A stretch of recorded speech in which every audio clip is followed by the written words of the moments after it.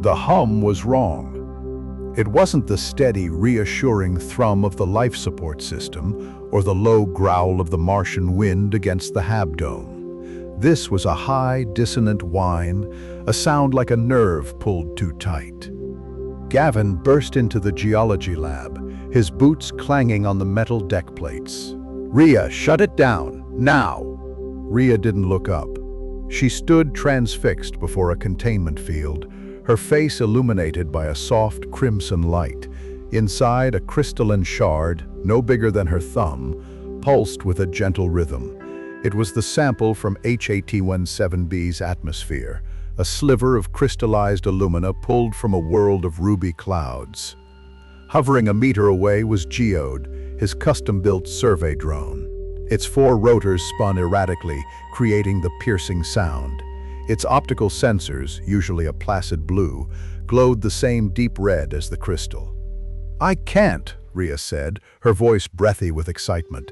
"Look, Gavin, it's resonating with the drone's LiDAR frequency. It's not just a rock. Yes, it's storing information. It's creating a feedback loop that's about to slag the entire power grid." Gavin grabbed a control tablet from the wall mount, his fingers flying across the surface. "I'm ordering a hard shutdown. I've lost manual control." "Don't! You'll interrupt the sequence!" The drone's whine sharpened to a scream. Before Gavin could execute the command, Geode shot sideways.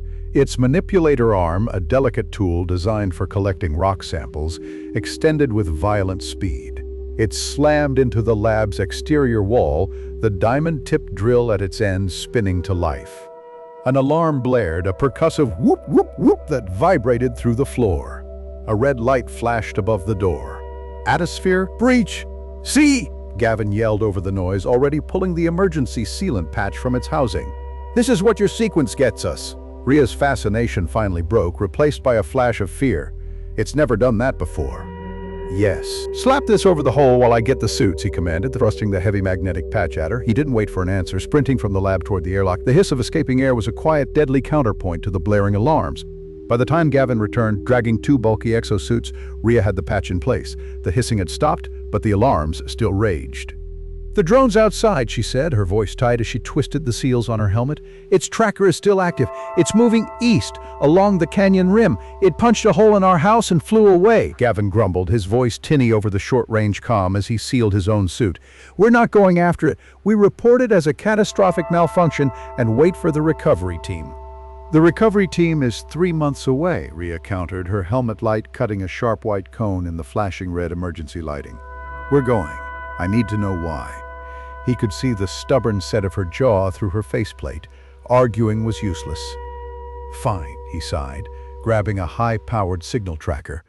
"But when it drills into the reactor, I get to say I told you so." The Martian wind was a physical force, throwing fine red dust that scoured their visors. The sky was a pale butterscotch color and the sun was a small, distant pearl.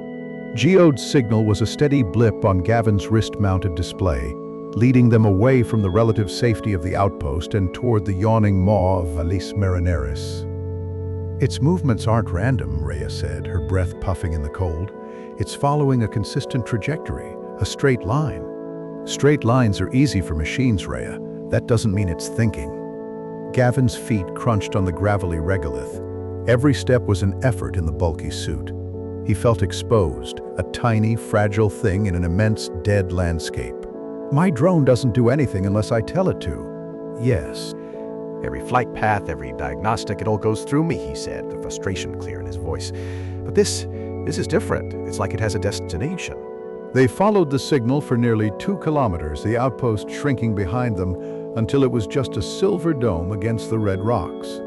The signal led them to a sheer cliff face, a wall of layered sediment charting 1 billion years of Martian history. "It's a dead end," Gavin said, panting. "Signal strength is maxed out. It has to be right here." Rhea ran her gloved hand along the rock face. "No, it isn't." She pointed. Half hidden by a recent rock slide was a dark opening, a narrow fissure barely wide enough for a person to squeeze through. "It's in there." Geode was inside. It hovered silently in the center of a surprisingly large cavern, its searchlight aimed at the far wall. The air was still and ancient, and the wall was covered in carvings. They weren't the random scratches of geology. Yes, they were precise geometric patterns, intricate lattices and swirling spirals that seemed to flow into one another. They were alien and undeniably intelligent. "No survey ever mapped this cave," Gavin whispered, his voice full of awe. Rhea drifted closer to the wall, her light play over the etchings. Her breath caught. "Gavin, bring up the analysis of the crystal, the molecular scan." He tapped his wrist display, pulling up the data from the lab. A complex three-dimensional model of the Hijacks P7b crystal's lattice structure appeared as a hologram over his arm. He looked from the hologram to the wall and back again. They were identical. The carvings on the Martian wall were a perfect large-scale replica of the atomic structure of the crystal from a gas giant 400 light-years away. As if sensing their realization, the drone moved. A thin, focused beam of light shot from its primary sensor, tracing the patterns on the wall. It moved with unerring precision, following one intricate line, then another. Back at the outpost, every system linked to the lab's main computer flickered. A new icon appeared on Gavin's suit display. "Incoming transmission. Wideband. Source unknown." "What's happening?" Rhea asked, unable to tear her eyes from the light show on the cave wall. "The crystal. It's broadcasting. The drone isn't controlling it, it's focusing it, using the carvings as an antenna." Gavin's mind raced, trying to process the impossible data flooding his screen. "The signal is incredibly powerful. It's not local. The array is pointing deep out of the system." He ran a diagnostic, his technical training kicking in, a familiar process in the face of the unbelievable. He analyzed the signal's protocol, its handshake, its origin metadata. His blood ran cold. "Oh no," he breathed. "What is it? Is it a message?" Rhea asked, her voice electric with discovery. "Yes." "Yes," Gavin said slowly, his eyes wide behind his visor, "but not from H8P7b. Not to us."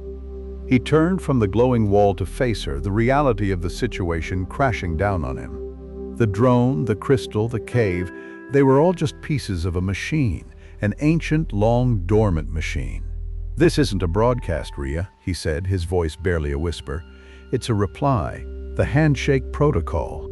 It's a response to a signal that was sent from this exact location millions of years ago."